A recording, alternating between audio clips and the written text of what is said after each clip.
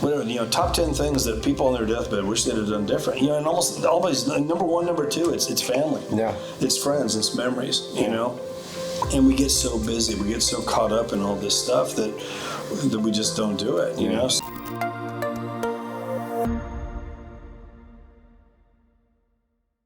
So one of your beliefs is live life to the fullest. Heck yeah. Why is that so powerful to you? Yeah, I mean, we've got one shot here. I think there's I see there's so many people, especially in the last couple of years, just living out of fear. Yeah. And life happens outside of your comfort zone. Yeah. And I felt that for so long. I've never been afraid to try stuff. And I think, going back to, I could tell the story of the circus,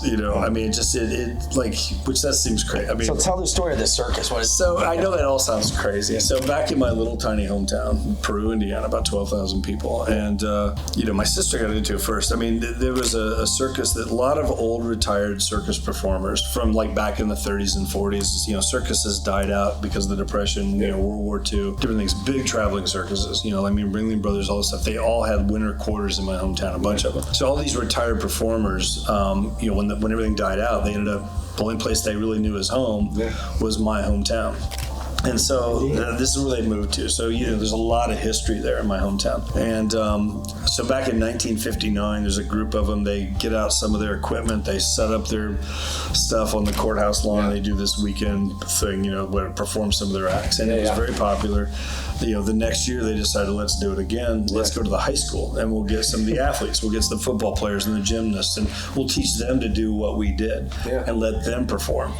So, they ended up putting on this show, whatever, got really popular. Well, it's gone on now for whatever, since 1960, so all these years later, every summer in July. So they, it's about 300 kids, they started about age 6, go up through 21, 22, whatever. So I got into it, really by accident. My sister was part of it and she needed help with something. I went in there and they just recruited me like that. They're always looking for bigger guys or whatever as football, and so, they humble you out really quick. When they put you in tights. When you're a football player, you're like, oh my God, what have I done?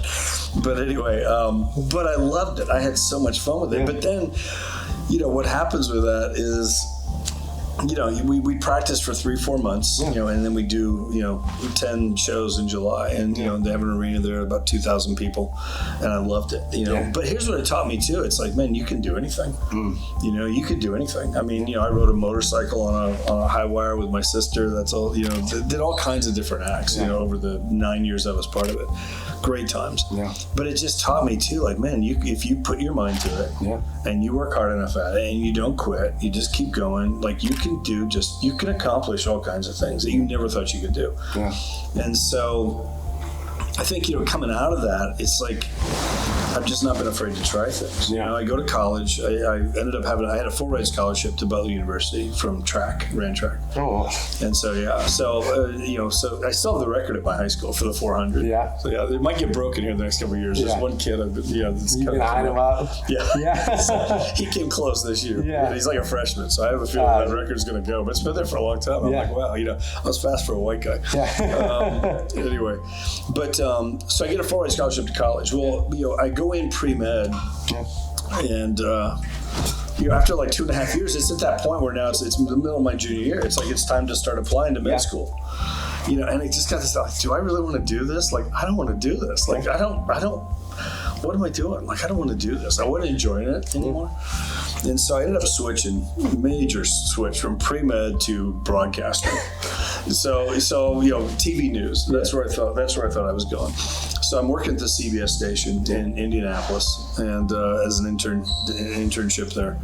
And my senior year, there's a film crew that comes in. So every Monday we had a meeting, the radio TV department.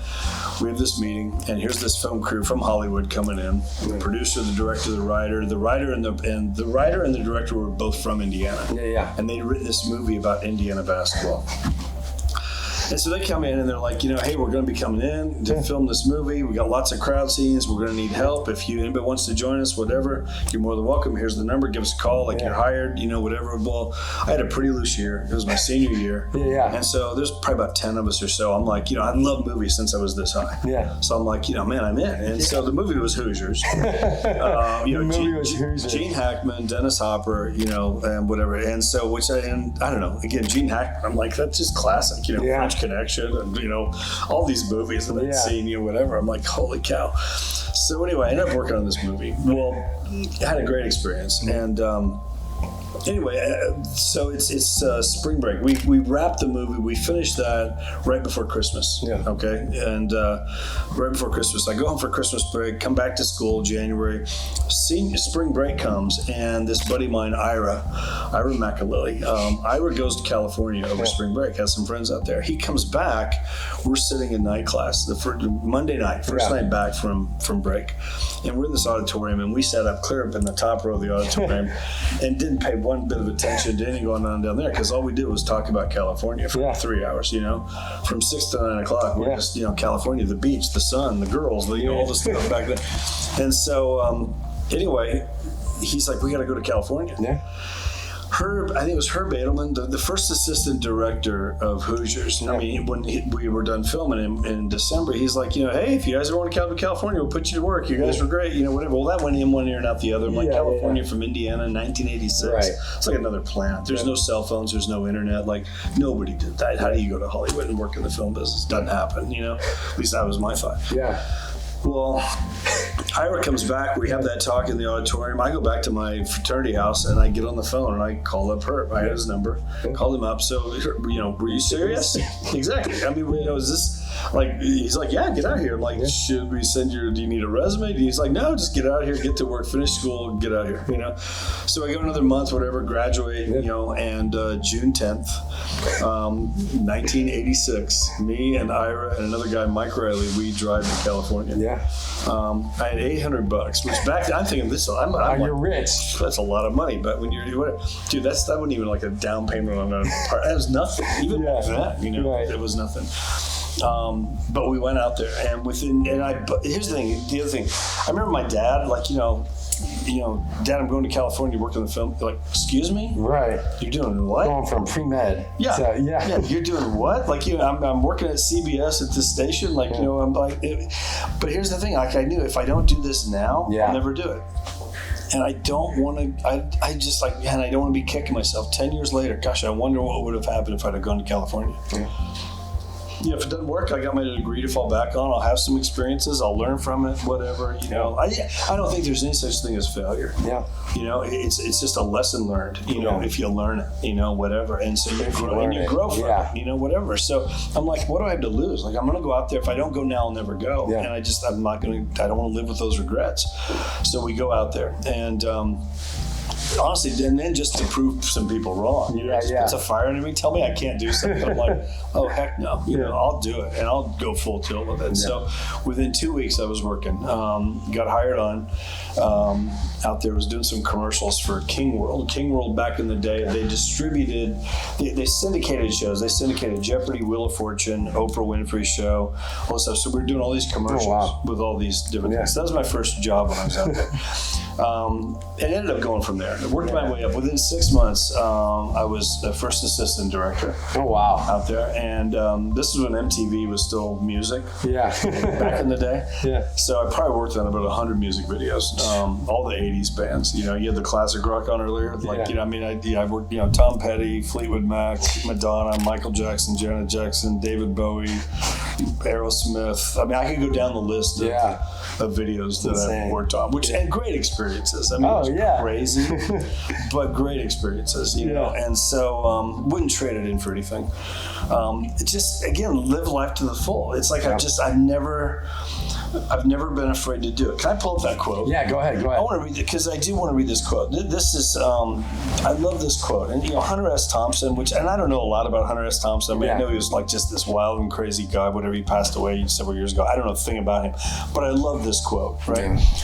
Life should not be a journey to the grave with the intention of arriving safely in a pretty and well-preserved body, but rather to skid in broadside in a cloud of smoke, thoroughly used up, totally worn out, and loudly proclaiming, "Wow, what a ride." Yeah. Like, I love that. Yeah. Like, to me, it's like, we're going to go to our grave with one thing: experiences. Yeah. That's it. That's what we've got. The memories and the experiences. And you see all those stories out there, people, whatever, top 10 things that people on their deathbed wish they'd have done different. And almost always, number one, number two, it's family. Yeah. It's friends, it's memories, And we get so busy, we get so caught up in all this stuff that we just don't do it, So I've been able to experience a lot, and there's still a lot more I want to experience, whatever. I want to get certified scuba diving. I've been skydiving. I've been to Dubai. I've been to all these places, love to travel, build those memories and stuff. It's just, live it up, like live life big, because you got one shot here. Go do it, And the other thing I would say with all that too, it's like, I was sharing this with you, like, we take our kids to Disney World. They're 10 and 8. And I look this up. I'm like, okay, we can do what everybody else does. Yeah. Whatever, get the cheap hotel out here and go have 4 days at the park, whatever. I'm like, no, if we're going to do it, we're going to do it. So I called down here and talked to somebody like, okay, here's all the Disney World hotels. There's like 30 of them, whatever, all different levels, whatever. I'm like, well, what's your best one? Yeah. What's the Grand Floridian? Okay, that one. That's the one I want. Yeah. Whatever. What kind of passes, how does it work with the park pass, all this stuff. We ended up doing a 10-day thing. We got the food included. We had all this stuff. Like if we're going to do it, we're going to do it, if I go to a concert, like, I don't want to sit up here and think like, no, this might be the only time I see these people. Yeah. Whatever. And or the last time. And if this is somebody I want to go see, like, why spend, $50 and sit up, 2 rows from the top, like, whatever. It's like, no, I'll spend $400 and I'll sit on the second row. I want to experience this thing. I want to be, and that's what we do, you know.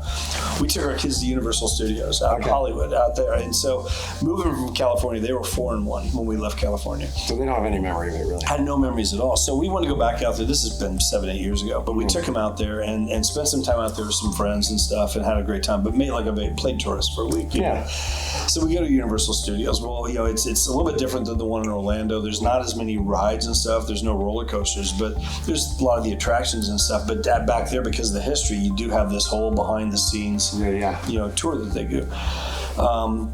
Most people pay their $80 or whatever, and they get to ride the rides, and they do the tour on the tram and all this kind of stuff. Well, I'm looking. Well, they have this VIP experience. It's like $350 a person or something, but you get this private breakfast. You get a private tour. Yeah. You get to go on to a set where they're actually filming. You get to do a tour through the prop house and all these different things. Like, it's just and then you go have this great lunch. You're not eating out there with everybody else. The burgers and hot dogs. You get this full on like steak lunch and all this kind of stuff, and then you get a lanyard that you'd go in the back to all the rides, so you ride everything, but you just go right straight to the front of the line because you're this VIP experience like that. So that's what we did. And it's just, to me, I'm like, and I understand not that everybody can do that, whatever. I think we all could do it if we just work hard enough and just plan it right and just get good enough with your finances to where you can.